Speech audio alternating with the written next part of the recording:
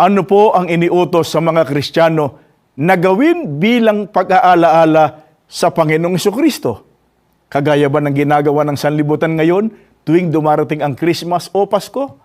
Sa unang Korinto 11:23 hanggang 26, ganito pagtuturo ng Apostol Pablo. Ito ang aral na tinanggap ko sa Panginoon at ibinibigay ko naman sa inyo. Ang Panginoong Hesus, noong gabing siya'y ipagkanulo, ay dumampot ng tinapay. Nagpasalamat at pinagpira-piraso ito at sinabi, "Ito ang aking katawan na inihahandog para sa inyo. Gawin ninyo ito bilang pag-aala-ala sa akin." Gayon din naman, matapos maghapunan ay hinawakan niya ang saro at sinabi, "Ang sarong ito ang bagong tipan na pinagtitibay ng aking dugo. Tuwing iinumin ninyo ito, gawin ninyo bilang pag-aala-ala sa akin. Sapagkat tuwing kakain kayo ng tinapay na ito at iinom sa sarong ito, ay ipinahahayag ninyo ang kamatayan ng Panginoon hanggang sa muling pagparito niya."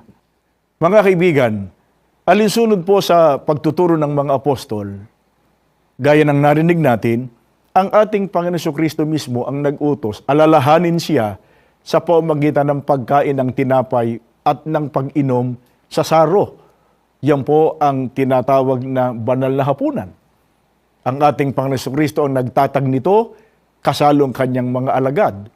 Ito po ay taon-taong ginagawa ng mga kaanib sa Iglesia ni Cristo saan man panig po ng mundo naroon. Ano po ang banal na layunin? Upang alalahanin ang kamatayan ng ating Panginoon Jesucristo. Kaya kung meron mang nagpapahalaga sa ating Panginoon Jesucristo, walang iba kundi ang mga kaanib sa tunay na Iglesia ni Cristo. Sapagkat sila ang nakinabang sa ginawang pagtubos ng ating Panginoon Jesucristo.